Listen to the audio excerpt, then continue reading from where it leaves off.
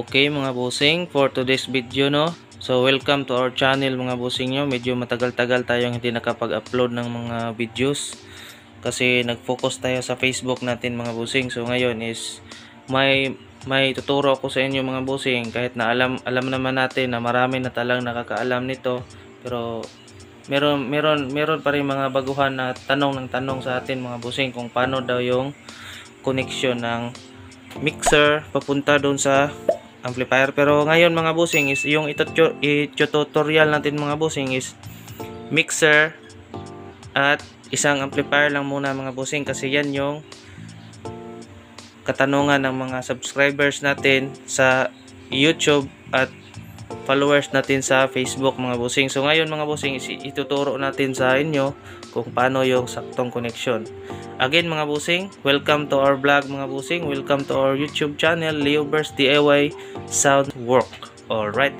So ngayon mga bossing is itong video na gagawin natin is para lang to sa mga baguhan na maraming katanungan kung paano ang tamang connection dito sa ating mixer papunta dito sa ating amplifier. So single amp muna yung ating connection ngayon mga bossing, kasi yan talaga yung tanong ng ating mga subscriber at followers sa Facebook. Alright.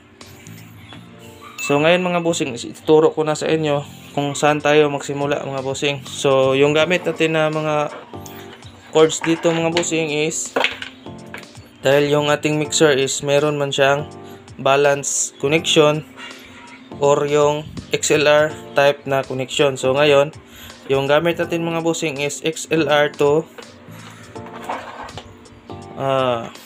RCA cord mga bossing. Ayan. So DIY lang din to mga bossing. Ako lang yung gumawa nito na cord, kasi pag bilhin mo to nasa 400 na to yung itong dalawa mga bossing. So sobrang mahal. So yung ginawa ko, bumili na lang ako ng XLR tsaka RCA. So ako na lang yung nag-wiring. So madali lang naman yan mga bossing. Ituturo ko din sa inyo kung paano yan gagawin.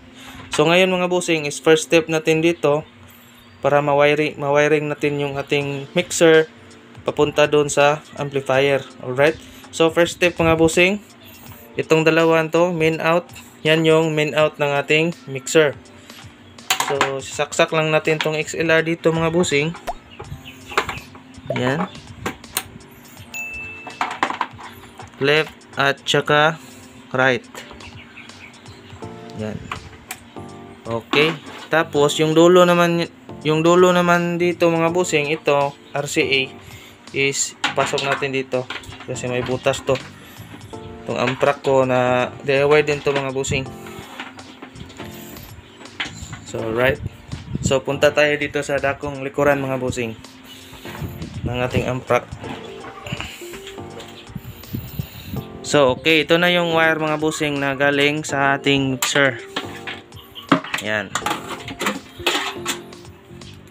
So kahit magkabaliktad to mga bossing, okay lang. Pero pag may yung para katulad nito, yung binili ko is pula tsaka itim. So sundin nyo na lang yung color coding dun sa amplifier. So galing mixer mga bossing, ito na yon, yung RCA. So kabilaan din yun mga bossing, left and right. Yan, depende sa inyo mga bossing kung saan nyo ilagay. Basta may nakalagay dyan sa amplifier nyo mga bossing na input. Yan, may dito sa amplifier ko is may mapagpipilian tayong dalawa. Pwede dito sa aux at DVD karaoke. So dito ako sa DVD karaoke mga bossing maglagay. Ayan. Ito na yung inputs natin. So yun lang mga boss. Sobrang dali lang. Galing mixer, galing dito. Ayan, yung dalawa na yan. Yung dulo nitong dalawa is itong RCA. Ayan mga boss, oh. Ayan. So pwede na yan mga boss. Yan yung connection natin sa mixer papuntang amplifier natin. So dito mga boss, ito na yung lagayan ng ating mga speakers. Ayan, speaker A at saka speaker B. Alright. Hope na may natutunan kayo kahit konti mga boss sa ating tutorial ngayon mga boss sa mixer to amplifier connection.